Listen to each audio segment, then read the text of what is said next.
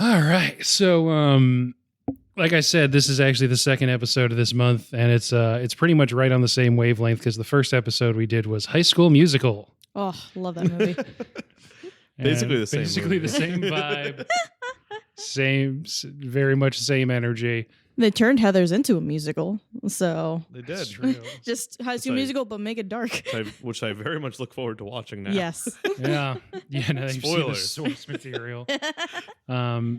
Yeah, so we're going to talk about Heathers today. And yeah, we haven't started a podcast like that before, just saying, here's what we're doing. Here's what we're doing. We had a line.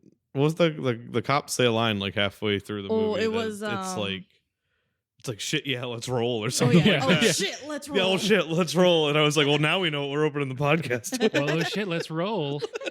As you guys know, I don't know how to start the podcast yet, so I'll either be saying, oh shit, let's roll, or something along the lines of, welcome to Late to the Movies. My name is Ben Holt, and this is a podcast where my friends and I get to fill in our movie blind spots.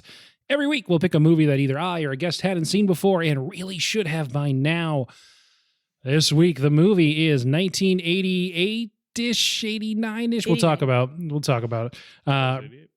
Premiered at festivals in 88, actually went wide theatrical in 89. Oh, we're both right. Yeah, everyone's There you right. go. Yeah. Everyone wins. Heathers.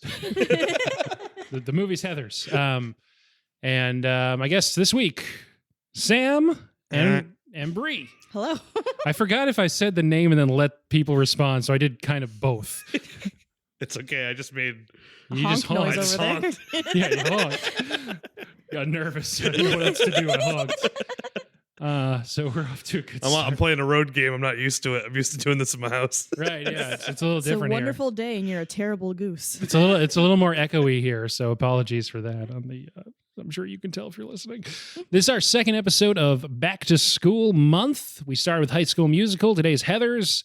We'll also get Mean Girls too, and Breakfast Club in there also. Yay! It's gonna be a fun month. A couple from the 80s, a couple from the mid thousands. That's Two classics. That's it. Yeah, mid to late Gen X gets nothing. Yep. No 90s movies. Early Gen X. Stay out of and here. 80s gets it. She's all that. Yeah. No thanks. Get out. Get out of here. Not another teen movie. Yeah. So the way it worked out, so we're going to talk about Mean Girls later this month. So it probably worked out well that you guys are also doing the Heathers episode. Yeah. Yeah. 'Cause I there's actually a lot was of- going to talk about lot of Mean DNA. Girls a little bit. So. Yeah, a lot of shared DNA. Before we get into that, though, I am curious if you guys have watched anything good recently. All right, should mention a couple episodes ago we talked about The Quarry. So if you have any wrap-up thoughts on The Quarry, Coming from Until Dawn in 2015, they had hit an agenda, which was kind of a miss. They had some other games that were kind of a miss. They had dark pictures that were very bite-sized stuff. Yeah. And then they come up with The Quarry 6 years later or 7 years later, whatever it is. And this game slaps. And it's just like, I hope that they realize that, I hope they can make these games in a quicker fashion. Because I would love just to get another one of these games in like 3 to 4 years and just keep going with this. It feels like yeah, this it's like an event. yeah, this It formula really is is. very easy. I'm not going to get tired of it. It's very easy to like bring people in and do it. It's not. I don't even think. Dare I say? I don't even think it'd be hard to mess up. Like as long as you have the formula and you're doing it, you don't even need like big. They get pretty decent sized named actors for video games. Like The story's just got to be good. yeah, you just need a good story. You need a good villain. Like, Yeah. and I don't think it's that hard to come up with good horror villains these days. Maybe that's someone who's not a writer. Maybe that's easy to say. Yeah. But Yeah, They had a lot of big quality light changes too from Until Dawn to The Quarry. yeah. Because the quick time events are a lot better. The motion capture was a lot better. The movie mode is good, so like you can literally just pick a path and just watch. Like you don't even have to play it if you don't want to like worry about like the quick time events.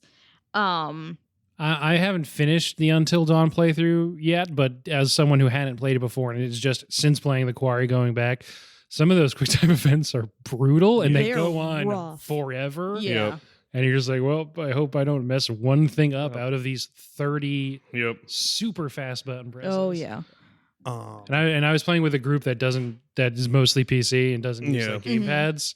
And so those are in The Quarry, it's mostly just like stick directions. Yep. Right. Yeah, I actually failed one of my first Quarry playthroughs because I was so used to the immediate hit, like the minute you see something in Until Dawn, just slamming, something immediately, that it was like, move your right stick, and I was like, cool, and I just slammed it down, and it was like to the left, and I was like, oh yeah, there's a delay in like when, like, or what direction and when, like it's when more it of a is precision than it is a reaction, right? even. Yeah, but yeah, probably for the best.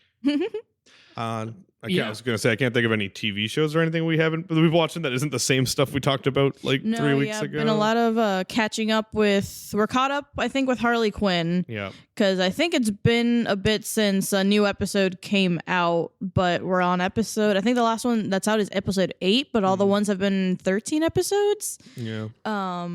It did get renewed for another season. I saw that. I was very happy about that. Different showrunner. They aren't canceling everything. Yeah, different showrunner, right? Showrunner. Yeah. And we're caught up with What We Do in the Shadows, and I think cool. That's it. I'm behind on What We Do in the Shadows. I think there's one episode in the hopper for Harley Quinn that I haven't watched yet. Mm-hmm. So, without spoiling anything for What We Do in the Shadows, the home makeover episode is extremely good. Oh my god, it sounds good. The home makeover episode. The Sklar brothers are the people that are helping them. It's real basically good. like the Property Brothers. Yeah. It's very good. It is the only spoiler-ish I will give is that the whole episode is structured like an episode, like a fake like Property Brothers like house flip episode, and it's phenomenal. I love when shows do. It's not even like I mean, I guess it technically is kind of a bottle episode, but like I love when shows do that. Like it's an easy thing to do. Like this isn't even really a show, but the League comes to mind where they have like the Rafi and Dirty, whatever Seth Rogen's character's name is. Dirty Randy. This whole like action movie episode and stuff. It's good. Community, obviously. Community does that a ton. Oh crap. You're the Worst. You're the Worst did a couple of those episodes, especially giving like side characters like whole plots. It's a good. I mean, not that that's a side character whole plot thing because it is just their main cast. But Harley Quinn did something like that with the Joker episode. Oh, that was a really good episode had its too. own theme song. Yeah, it's really nice to have shows within shows or stuff like once in a while. Just for like special home run swing episodes. If they land, they're awesome. But yeah, I don't think we've seen any movies. We haven't gotten around to bodies yet. No. That has to be on streaming pretty soon, I imagine. I think the theatrical windows are really I did short. try to check, and it's not yet. So yeah, before you invited us here, I was like, "Do you want me to shotgun? We'll watch bodies, and then talk about it later today, or something like that." But you said Heathers. I was like, "We can watch Heathers." That's funny. On that note, the movie this week is Heathers. Premiered on festivals in 1988, actually went into theaters in 1989, almost exactly a year after Beetlejuice was in theaters. So Winona Ryder is like a real big star at this point, pretty much. Yeah. I mean, I wasn't alive, but I'm assuming. I'd have to assume it was like a late 2000s Emma Stone equivalent, probably. It would have to be, right? Yeah, that would probably be my first comp to that. Yeah, I feel like that makes sense. Who of you two wants to give a 1-minute plot summary? I can do it. Okay, whenever you're ready. Alrighty. So there's a bunch of girls. 3 of them are named Heather. 1 of them is not. And they're just so there's 4 girls. There's 4 girls, sorry. And then they're having the worst time. Or no, they're having a great time making everyone else have the worst time. And then there's this guy who's definitely not James Dean that comes in, and he's like, Dean. He's like, I'm a quirky guy, and I got trench coat, and I'm gonna be real dark all the time. And then Winona Ryder, the non-Heather, is like, oh, that's cool. Why don't we mess with everybody? And then he's like, yeah, why don't we kill everybody? And then that kind of happens for a while. And then Winona Ryder's like, whoa, I don't want to do this. He's like, yeah, but you do. And he's like, no, I actually don't. And then he wants to blow up the school. And then right before they blow up the school, she's like, nah, I'm actually going to shoot you a bunch of times. And he's like, that sucks. And then he gets shot. And then she goes outside, and he's like, I'm actually still alive, and I'm going to blow myself up, and I'm going to kill you too. And then he blows up, and she's like, JK, I'm still alive. I'm just full of soot now. And then she goes up and kisses the last remaining Heather. Actually, that's not true. There's 2. But one of the remaining Heathers and steals her bow, because colors are important, but I didn't mention that earlier, and now I'm done. Yep. You went over a little bit, actually, so I have to cut out the part about the colors. Jury strike the last 5 seconds. Yeah. Yeah, so this is a movie that is, I guess, right on the cusp of sort of the optimistic John Hughes teen movies of the 80s turning into the extremely cynical and nihilistic Gen X 90s kind of vibes. This is right when, what's 1988 into 89, Nirvana is coming into their own, but not quite there yet. So this is peeking over the fence at nothing matters and the world's ending. Yeah, I believe Christian Slater in this movie started a lot of the grunge looks in popular media. I think I was reading that he his look in that movie and him channeling young Jack Nicholson was very grunge adjacent. Yeah, there's channeling and then there's doing a Jack Nicholson impression. Well, I more mean the look and stuff. Yeah, but yeah, the edginess and stuff. Just doing Nicholson, especially towards the end of the movie, just Nicholson in The Shining. Oh is yeah, just no, what he's doing. His descent into madness was definitely Jack Nicholson. Just the one scene where Nicholson is walking up the stairs when Shelley Long has the bat walking backwards up the stairs. I'm not gonna hurt you. Yeah. I'm just gonna bash your brains in. Yeah, I don't know why I got a little Macho Man in there. For some reason. Oh yeah, I got my baseball bat. And I feel like when JD goes into Veronica's room and she has fake hanged herself, and he's like, "I came up here to kill you." Yeah, I was going to try and get you back first. And it's like, oh, that's just Nicholson's impression, and specifically that scene. So it's it's funny to me because if we're just gonna dive right into it, we're gonna skip around, I guess. Yeah. We don't have to, but Christian Slater, to me is obviously I wouldn't say the focal point, but he's inherently they build him up to be the most interesting character in the movie, and it's funny because seeing the rest of Christian Slater's career, which we obviously can now, he's in his 50s, he's obviously not done acting, but he's had quite the career. It seems like he just was all right, I'm going to do this, and then I'm going to do this 50 more times. He was like, this worked and everyone liked it, so just this, keep it going, because he still talks like that and a lot of stuff. He still is overly serious, kooky guy. Suggesting extreme acts of violence in Mr. Robot. And I think Mr. Robot sort of is infecting my mind, because going back to watch this, I hadn't watched it in a few years, and I was like, is he imaginary? He almost is. He's not, but he almost is, to the effect that he has on Winona Ryder's character. Yeah, I was gonna say in Heather's, he almost seems like a subconscious to kind of what's it Fight Club adjacent? He's you don't really know if he's actually there. Kind of. He only really interacts. That's the perfect reference. I wasn't getting it. he only really interacts with a couple other people directly, especially without her being around. So very Fight Club adjacent. Plausibly, you could have done a movie where Winona Ryder was just having blackouts. And, he does have some interactions where it's okay, he is there. Yeah, but there, for the most part, it does seem a little ambiguous as to whether he's there or not. Especially near the end, where he's directly influencing Green Heather to become Red Heather. Right. Yeah. Yeah, the jocks in the very beginning, Yeah. I mean, he does exist, but there wouldn't be that many tweaks necessary, right? To make it a Tyler Durden situation. Do we want to talk about the colors? Because I want to talk about the colors. Oh yeah. Let's do. Well, that's one of the first images of the movie is you see the color coordinated Heathers playing croquet. Yeah. And it begins with Winona Ryder breaking the fourth wall and saying, "Dear Diary," right to camera. Yeah. And you're just in her head the rest of it. So they're color coordinated. Yeah, they're color coordinated, and the three Heathers are red. The leader is red. Then there's yellow and green. Winona Ryder's color is blue. It starts more subtle and very quickly gains steam, where she's basically just wearing blue for a lot of the movie. There's some scenes where you can tell the color is supposed to be important because Christian or JD wears red after one of the murders, and purple. And she's purple because it's a mix of the red and blue that she was wearing. There's a lot of color symbolism in this movie. When the Red Heather unfortunately demises, and then Green Heather wants to take over, she starts wearing red. Right.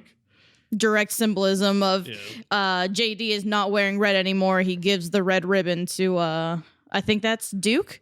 Yeah. Duke, and then Duke takes it, and now he is no longer wearing red. She is wearing red. And he's wearing all black the rest of the movie because Yeah. he's the devil. Pretty much, yeah. This is so I think this isn't obviously the earliest like big even because Beetlejuice is the year before, but not the first time we talked about Winona Ryder because we did a Stranger Things episode. But first Winona Ryder movie we've done, and I feel like I feel like around this time blue is the brightest color that she would wear. Yeah. And I mean Winona Ryder does a great job. I was joking with Bree saying like if I was at high school at the time, like if I was someone who was born in like 1971 or whatever, like I would have probably been really into Winona Ryder's Just like whole risked it all shtick. for. Yeah. I mean, I would have been the same with JD, just brooding bad boy in the corner with that haircut. Yeah. Would have risked it all. Just shooting blanks at people. Yeah. Pulling out Lugers and shooting blanks. Yeah. Well, that's the thing because he's set up as like the rebel, right? They call Yeah. him JD. He's doing a James Dean thing. Yeah. I feel like the movie. There's so many other movies that are like this about like high school life and stuff that do not go to the extent that. Oh yeah, this that felt. It's does. as subtle as an anvil. But No, I yeah. think it within, almost felt like a direct parody, like to the point where there were some scenes that are just like this isn't subtle and it's almost comical, and then like it goes back to being a little more subtle, with just splashes of like comedic, like this isn't like I think at the very beginning when they were playing croquet, like we almost expected like a pottery smash sound because of where the ball landed. yeah, it is a lot of like bright colors and sort of. I mean the humor is fairly campy. It's kind of. I mean there is some dream sequences later, so it is kind of Lynchy in the way that his. Not so much with the horror or the creepiness parts that he would bring in, but more the. I guess. The psychological the parts. big, yeah, I was gonna say like the bright colors and the sort of like parody of Americana, except this is upper middle class suburbanites. I guess. If you told me David Lynch was going to make a high school movie, Heathers would probably be one of the closer ones, like to what I think he'd go for. Like I can see David Lynch watching this movie and being like, yeah, I can groove with this. Yeah. So it was written. And then the writer wanted Kubrick to direct it. That makes sense. So this would have been after The Shining. So makes sense. Kubrick would have been rolling his eyes at every Christian Slater line. Yeah. They would have been in production a lot longer, I can tell you that. Yep, would have been 100 takes. Takes of Christian Slater screaming out, "Came up here to kill you." Just him saying greetings and salutations, but it would have been like 500 takes. So man, it's we haven't said this plainly yet since I started recording. Did you guys like this movie? Yeah. I did super love it. I love like high school movies, and especially love when they do something just slightly different. Because like one of my favorite movies is Mean Girls, straight up. I know there's no nuance to that. It's just Mean Girls. But I love Mean Girls, and I love either movies that you can tell Mean Girls got influence from, or movies that were influenced by Mean Girls. Sure. And I definitely feel like they got a lot of influence from Heathers. Another one that I also thought was probably took some inspiration from Heathers, and then also Mean Girls probably took an influence from them was The Cult. I don't know if you've seen that one yet. It's really, really cheesy witch movie, but it was probably also could be like a good one for this month. It's just high school girls that did a ritual to get powers from Satan, and they turned into witches, and then it all kind of goes awry because they get a little too hungry with power. Ugh, hate when that happens. It's basically Heathers but witches. It's great. And I mean, to your point, if you look at like the core 4 girls in this movie, it does pretty much map 1-to-1 to Mean Girls. Exactly, yeah. The Cult too, with there's just one girl that like is like the one you can tell doesn't super fit in for whatever reason. And so I don't know if Heathers was the first one to have that that roadmap, but with at least the start that is they are not nice, and then going from there, I think they might be one of the first, and I think a lot of movies can attribute it to them. Yeah, and instead of like whatever clothing rules that the plastics have in Mean Girls. All the girls in Heather's just dress like realtors. I Like guess. prep school. I was saying to Brew when we started the movie, like how old? Like I was like, I don't know if these girls are old or if it's just the '80s Yeah. clothes on them. Yeah, like, no, because I think Winona Ryder's only like 17. 17, right? yeah. Christian Slater's 19. 19. I didn't actually check most of the rest, but yeah, I don't think anybody was super old. But like, there's a popular Reddit clip that goes around every once in a while that's like a shot of like a high school in like 1985 or something like that, and it's just like a bunch of people that look 30 years old because we're just Everyone's so got used. shoulder pads. Because everyone knew, like everyone who's like our age had parents that were dressing like that Yeah. because they were those people. So like, Oh, sure. Yeah. Right. Yeah. Right. So that's what it feels like. Too. Yep. So that makes a ton of sense. Man, yeah. So this just accelerates because you're like, ooh, this is the bad boy. And the jocks are like messing with him. I wonder what he's gonna do. And he pulls out a real gun. Yep. and Pulls out they, a and they real gun shoot it, and fires it at them. the shot is from his perspective, and then you don't see that, you don't even know they're blanks until the next scene. Like, yeah. yeah, there's so many good lines too. Those at least one of those jocks does look to be in his 30s. Yes. Yes, definitely. The one that looks like Josh Peck. Yeah. Ram, that's his name. Graham. Yeah. Yep. Yeah. He's got like The the 5 linebacker. o'clock shadow and like a beer gut. Yeah, I mean it's weird. It doesn't start subtle. It never is subtle. No. But it is crazy because like that scene sets the precedent for the rest of the movie where it's like anything can happen at any moment. Like you just got to be you got to be head on a swivel ready. Mhm. Like Yeah. And it's within the first 28 minutes that they've already murdered someone. Yep. because- Yeah. Happens And very it quick. happens pretty matter of factly Yes. too. Where they go into Heather Chandler, the red Heather, Right. Heather number one's Heather house, and they're like mixing a drink, and he's like, "I'm gonna put it in. I'm gonna put a Drano. I'm gonna put Drano." He's like, "I don't know. Let's just like mix milk and orange juice." He's Yeah. like, "Nah." And then he just gives it And then he to just her, gives her Drano. and she dies immediately. Yep. And then Winona Ryder's like, I didn't know that was gonna happen. Well, she accidentally grabbed the wrong cup and he didn't Oh, I stop did her miss from that. switching it back. Yeah, Yeah, she didn't actually mean to. yeah. So that's actually an interesting entry. But yeah, so the two characters have sex and murder someone within the first 28 Yep. minutes. And again, it's like the Tyler Durden thing. Did she not want to kill her? So, Because he keeps insisting that no, this is actually what you want to do, Right. and like more and more as the movie goes on. I don't really think so. I think he's just, well, he's a sociopath. Like JD is not right in the head, and you can just slowly see his descent to madness. So I really actually don't think that she wanted to. I did think she wanted to like harm her, Yeah. like, or at least like inconvenience her, but like I don't think she ever got like super aggressive, because I think there was another Heather, I think it was Duke again, where at the funeral she's like, I've thought about Chandler dying like a million ways, like Yeah. I don't care if that makes me sound like a bitch, like she probably would have done it. But like Winona Ryder's character, Veronica, I don't think she actually wanted to hurt her. She is a little more empathetic. Yeah. I mean, there's a big difference between Drano and milk and orange, like curdled Exactly, milk with an yeah. orange juice. Like she probably just wanted her to have a tummy ache, like not actually die. Yeah. Yes. But it's not too long before they kill Ram and the other guy. I The forgot his. quarterback kid. I can't remember his Yeah, I name. don't remember. Something like that. Yeah, I love my gay dead son. Yeah. lovely. Yeah. This, the repeating of the funeral is pretty funny. Yep. Yep. The kind of, I guess,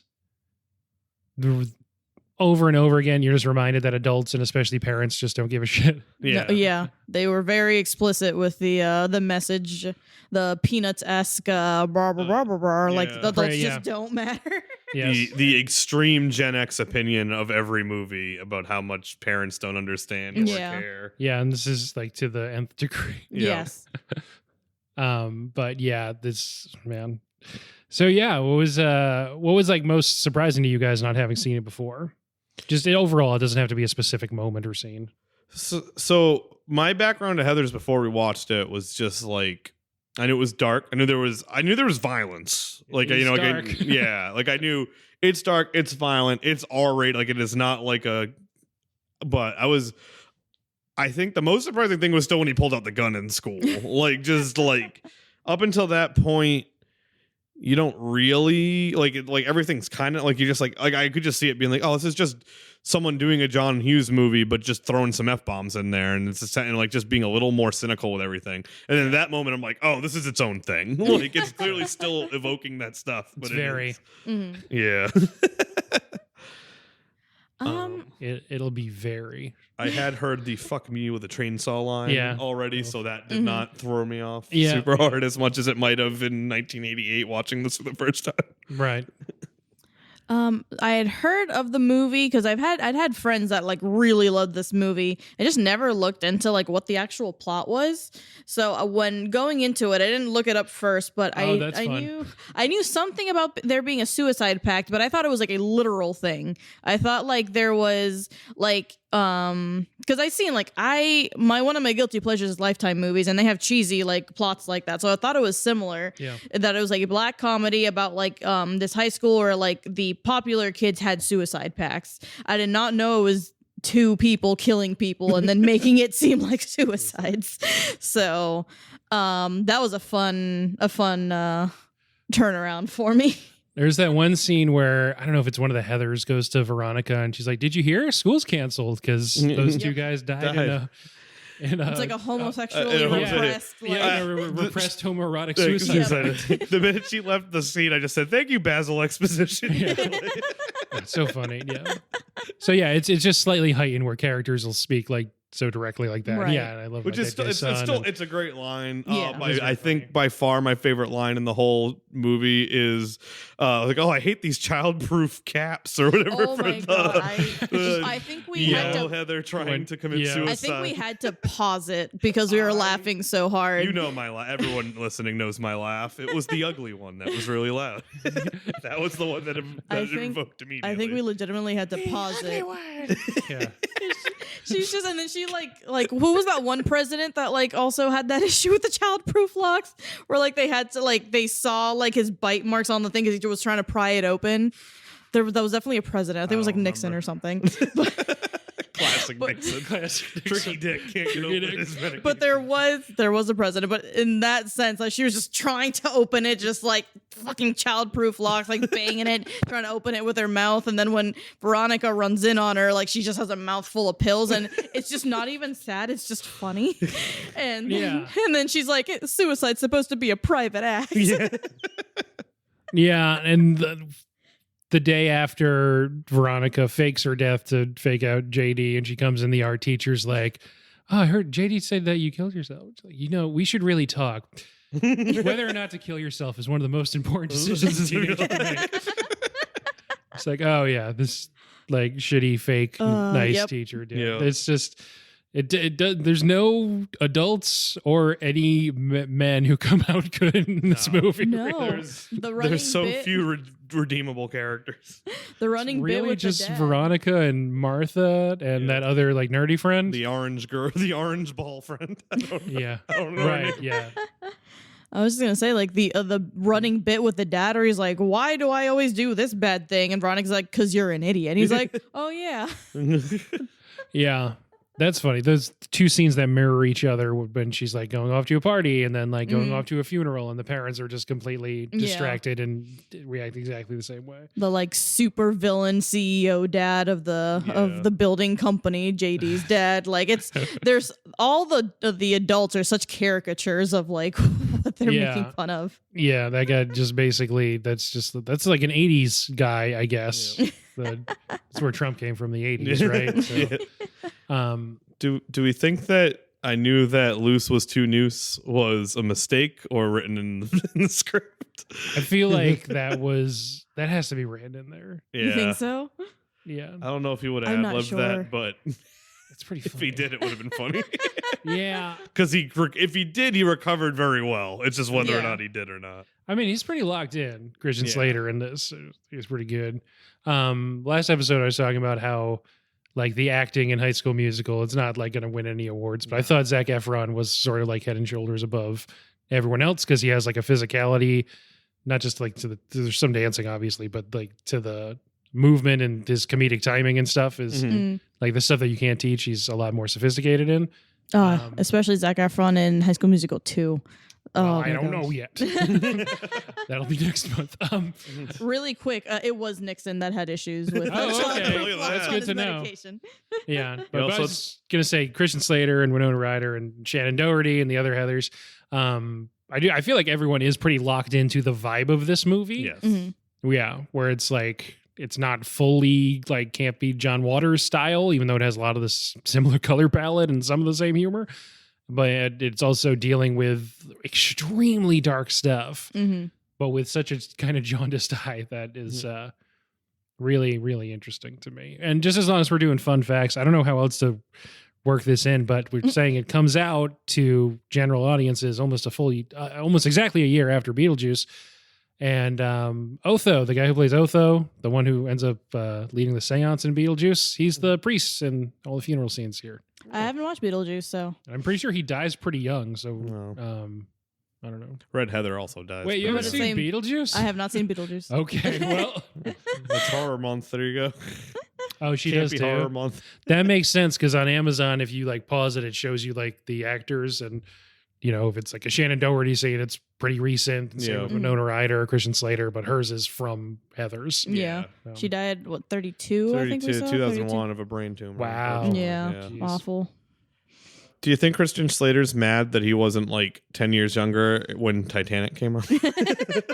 yeah. Right. He's got a kind of like slippery quality. He's to a little him more that- sinister. Yeah. Yeah. I feel like he could have done. Or if he was like just a little bit older, and maybe he could do the Billy Zane part. I said that That's to her. literally verbatim what he said, I was yeah. like, he's actually probably more mad. I don't think Billy Zane did a bad job by any means. I but wouldn't change Billy Zane out for anyone. neither would I feel like Christian Slater's just a little too boyish good looks for Yeah. that Christian part. Slater- He would have been a Leo. Christian Slater could have been the like bodyguard that was just purposely trying to kill Leo in that movie at Yeah, all if he was times. 40 years old. Yeah. If he was now, he could probably do it. That guy just died, actually. Yeah, I saw that. Oh, damn. Yeah.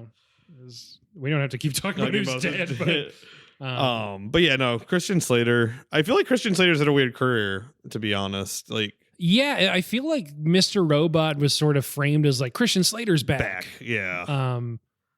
And The he does- small TV version of Robert Downey Jr.'s return. kind of, yeah. I don't know. He's obviously very important culturally into the late 80s, early 90s and Yep. Gen X crowds, but yeah, I mean, He never they really can't all be popped. Leo. Like he never was really like A-list, like banger movie, like the way that like a lot of other people. I'm trying to think, like from the Hughes movies and into this, does anyone really stick around long term? I guess Winona Ryder, but Winona Ryder's she's relevant, down for a Yeah, while. then she goes through the shoplifting stuff. Yeah. That was how I first knew who she. I didn't even know who she was when I was a kid, and then it was Yeah. like Winona Ryder's been shoplifting, and Yeah. I'm like, I don't know who that is. And that's sad. that and Mr. Like, Deeds. is, Yeah. like, I think Mr. Deeds might have been like right after that. I think Because I think right I remember around then, thinking for like, sure. oh, the girl that was shoplifting's in Mr. Deeds. The only thing I can really think of is maybe Molly Ringwald, but like she kind of stopped doing yeah, lots she of big basically movies. stopped, And too. she just started maybe doing maybe playing a mom in a TV show because she was the mom in one of the moms in Glee. She was, I believe, also the mom in the American Life of or the Life of an American Teenager, whatever that show is called, Oh. about the pregnant woman or Okay. pregnant girl. Like she stopped doing a lot of those teen movies, but then just started playing moms. So like she was Yeah. still kind of relevant. Like I don't think she ever stopped acting, but she did pretty big TV shows, just not big roles in them. yeah. But that's like the closest thing I can think of people kind of staying in relevancy. Broderick. If you count like going to theater, he's huge in Yeah. theater. I don't know. Rob Lowe. Oh yeah, maybe. Charlie was he Sheen in? was kind of in there too for a little bit. Not great, but he was there. Winona Ryder was also in The Crucible and Girl Interrupted in between that and Mr. Deeds for what it's Oh, worth. she's working. She's, Yeah. she's big. Yeah.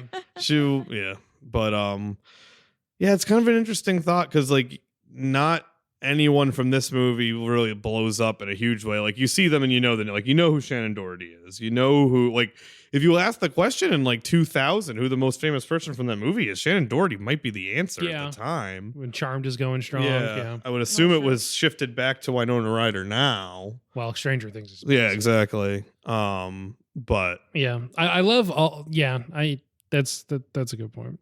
Sorry, I was going to take a hard left turn. Do you have anything to wrap up on that? no. Take your hard here's a different thing. I love all the kind of like 80s cultural accoutrement of this movie. The radio show that's just called Hot Probs. Yeah. All the fashion. I don't even think it's an 80s thing, but just that Winona Ryder writes with a monocle in. Yeah. That was a choice. They never talk about why. It's just one of those things. I want to know what she was actually writing, because her hand was just like really. Anytime they showed it, she was fitting like maybe 10 words per page. Oh, yeah. Yeah. I said she writes like I write was one of my first comments.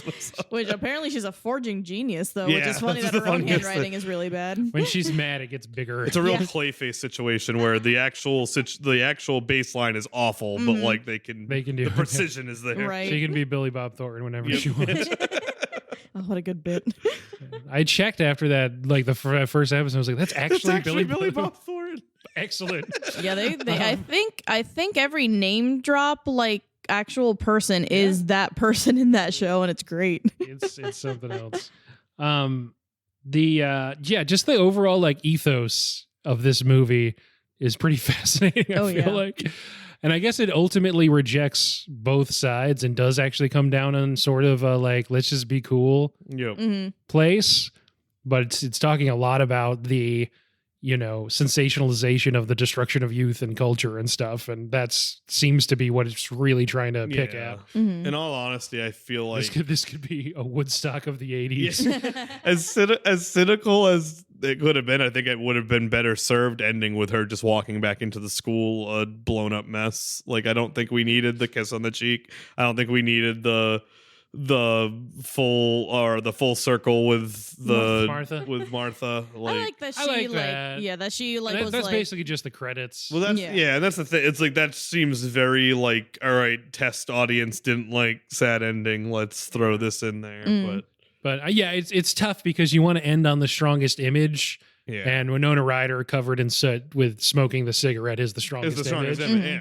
And there's nothing up to that point other than Winona Ryder's growth, I guess. Yeah. That would like point to like, yeah, this makes sense that it's ending on this note, that like she's learned her learned lesson is be nice to people. It's like, well, she killed like we really want to stop and think about this. I don't know if she's earned a happy ending. But she still murdered someone.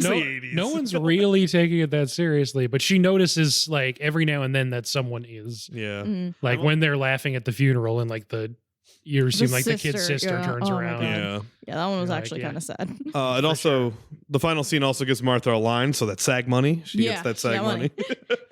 Oh yeah, she doesn't have a line. She doesn't have a line until the end. Oh wow. Literally, she said her line. I'm like, good, she got paid. She deserves it. Oh, that's a good point.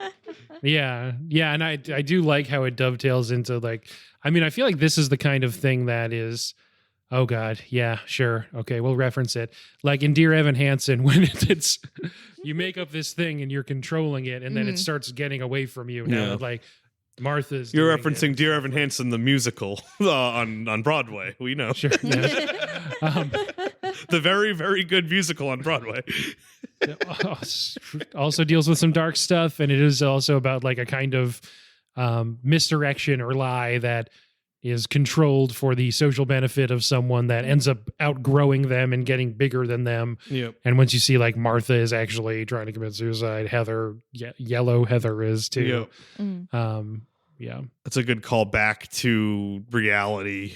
There goes gravity. I like that it doesn't revel too much No, not in the same Mean bad Girls stuff. way, where they really make it up. They really have like a almost like a BSOD scene in that movie where they're like, "You are a bad person," now, like literally, Yeah. like Lizzie Kaplan yelling out a window, "You're Yeah. a bad person." This movie slaps you in the face a million times, but at least not for that. Yeah, I mean the Yeah. slaps in the face are more like JD just being like, "No, you killed those people and Oh, you yeah. wanted to do Yeah. it." Yeah, that was your choice. You pulled the trigger on Kurt, right? Kurt. Yeah, Kurt. But yeah, there's the sort of mirroring of at the beginning when they're all laughing in the cafeteria at Martha, and there's a shot of Winona Ryder looking like pretty distressed, Mhm. Yeah. and then it's again later on she has that look when one of her and JD's plans are happening, and you're like, oh, okay, she's realizing that she's just traded some mean girls for other Yep. Mhm. like she's just still doing bullying, just in a different way. Just murder now too. Right. Yeah. It's just actually worse now. But yeah, it doesn't have to have a character tell her that, Mhm. which is nice. It is also nice from like, I know this isn't really what they were going for, but they have like the line where she has the line like, "I'm not playing Bonnie and Clyde today," or something like that. Like it's this is before Natural Born Killers, right? Natural Born Killers was 90s. That was Sounds 90s, I right. believe. And then like, It's got to be right. yeah, I'll it, double check. It's nice to- 93, calling it. it's nice almost having like a reverse like horror movie kind of, you know, like you'd like trauma is happening 94. to one 94, thank you. The reverse is like they're not hunting these people, but like they kind of are, you know, they're trapping them basically. Yeah. And it's like an interesting dichotomy because you got the campiness of a horror movie, but there's no jump scares. You know, you have the gore of a horror movie, you know, but it's not over the top, and it's not a monster. It's a known quantity. And I think, you know, like you said, it's the destruction of the youth and all that, and it makes sense. But it's almost like refreshing. There's not, I feel like anti-hero or, you know, like antagonist driven movies now, I wouldn't say are overplayed, but like it's a lot more common. Whereas I feel like I can just see the seams of this movie, like someone born in like 1972 going to see this movie for the first time in the late 80s, just being like, "This is everything. How do I get more of this?" You know, yeah, give me more. Yeah, it goes right into Smells Like Teen Spirit. A couple years later, you can see it. What an era. They start ripping holes in their jeans midway through the movie. Yeah. Good movie. No, this was a very good movie. But okay, so one thing that we should get back to, good movie. We all liked it, and you said you probably would never watch it again. Yeah. So like, yeah, I mean, if I said that probably 2/3 to the movie, maybe 3/4. I think End you of Act said 2, it beginning when of Act 3. JD was doing his monologue with Veronica fake being Oh, on the fake- Yeah, the I think fake that was suicide, around that the makes- when he yeah, so was it's- monologuing. Beginning of Act 3, basically. My thoughts are it's extremely unique. It's extremely clever. It's very well. It must have been a blast to write this movie. Like just being able to just, you know, take every or like really like cut corners when you want to because it's a parody, but really delve deep into whatever you want to because that's the, you know, that's the nuance. It's a great like palette just to deal with. And I think that kind of my feeling was like near the end of it is it's like I just kind of get it and it's washing over me and it's great and I'm having a great time, but like I feel like if I watched it again I would lose, you know, like you lose the shock value of the things that are happening. You lose the bluntness of it, and I don't know if I would watch if like I kind of said that less in like a knock against it and more in just like this is just a great one time, you know, this is just a great movie to see one time. I don't know if you need, like, if you want to go watch it more than that, go for it. I don't care. But it's just, I just love what it does from a shock humor, you know, point of view. It's not going to be an easy popcorn movie. It's not going to be in the background while you're doing something else movie. Like it demands your full attention. It is worthy of it, and it doesn't waste your time. Yeah, pretty much. So we keep mentioning the writing. Daniel Waters wrote it. Second time we've talked about a movie he wrote because he also did Batman Returns as a co-writer, and directed by Michael Lehmann, who, I mean, this is the thing that both of them are probably most known for. Yeah. but just to have some credits on there, so we're not just so we're crediting where due. And I basically agree with everything. What is Michael Lehmann's other best movie? You click on his name, what comes up 2 on IMDb? Maybe Hudson Hawk. Truth About Cats and Dogs. Yep. All right. I can. Okay. 40 Days and 40 Nights. Ooh. That's the one I haven't Hey, he thought cashed about some in a checks. while. That's what I'm hearing. Hudson Hawk was a real check cash movie. Yeah, everybody getting paid on that. Hudson Hawk. My Giant. That Billy I think Crystal. I thought about My Giant and whatever it came out to now. Yeah. That the Billy Crystal George Morrison movie. Yep.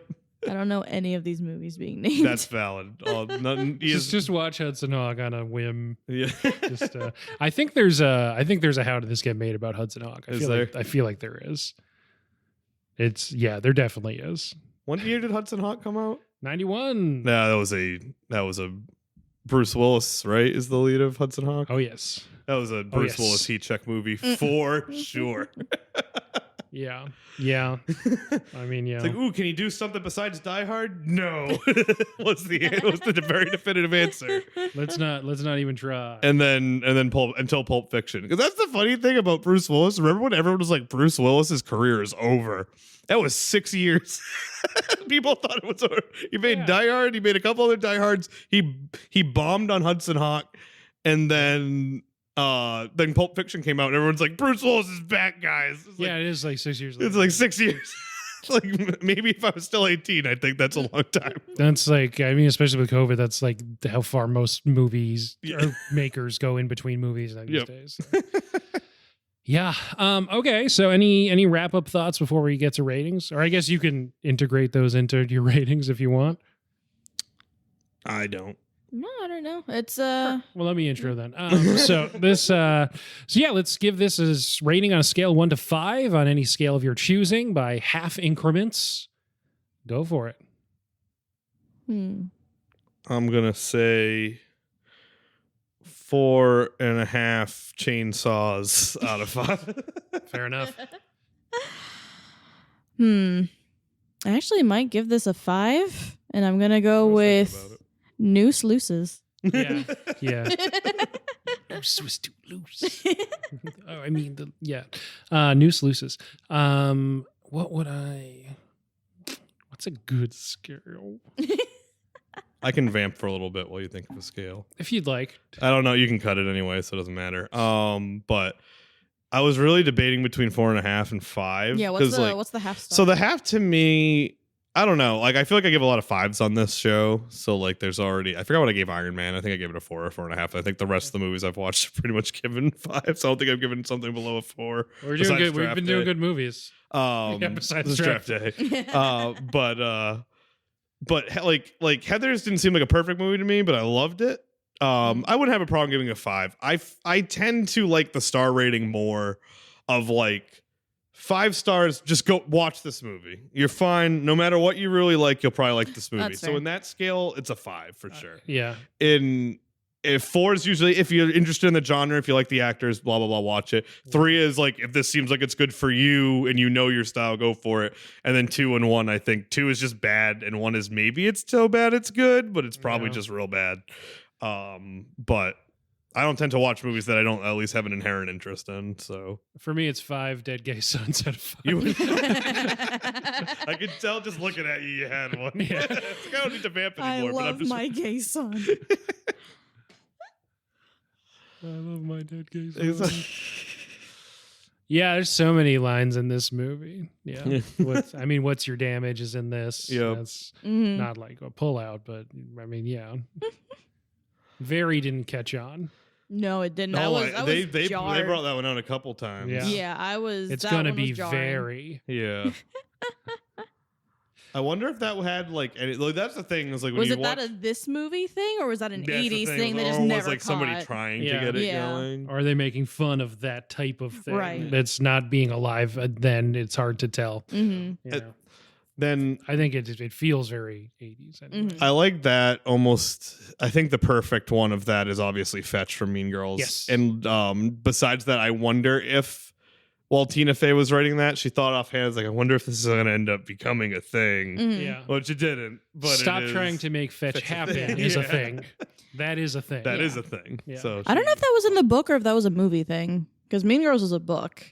I don't think I knew it was a book. Yeah, I it's think I called knew like it was it's like called like the Queen Bee or something like that. And then the Tina Fey made the movie named Mean Girls instead, but she based it off the book. So I wonder if the fetch line was in the book over Yeah. the movie. Well, we'll talk about that soon. Oh, I can't wait. Yeah, excited Great for that. tease. Because I've already mentioned the loophole before that since everyone I know has seen Mean Girls, we're going to actually do an episode on Mean Girls 2. But obviously, we'll have to set up our Mean Girls 2 conversation with like an hour on Mean Girls. Mean Girls. Are you going to name that episode Mean Girls 2 question mark? Mean Girls dot 2. two. Yeah, maybe. It's like that would be the funniest option. But then it's like, well, I don't want to mess with the SEO. I think we're just Yeah. probably going to name it Mean Girls. And As then the someone start of else- the description will be ... As someone else who's a stickler for SEO stuff, yeah, I would hate that. Yeah. But it would be funny. It would be funny. All right. Well, those ratings you can get on letterboxd.com by just searching Late to the Movies. When you get there, you'll find us. We put all our ratings up there, and you can also find us on... No, I started Letterboxd. Yeah. Podbeans. Podbeans. That's the only other place you can find us. If you don't see us on Podbeans, check Google Podcast, iTunes, Apple Podcasts, Stitcher, Spotify, the works. Thanks for being on the podcast today, guys. Sam and Bree. Thank you. Oh, it's fun. Yeah, it was very. Honk. Oh no, he's honking.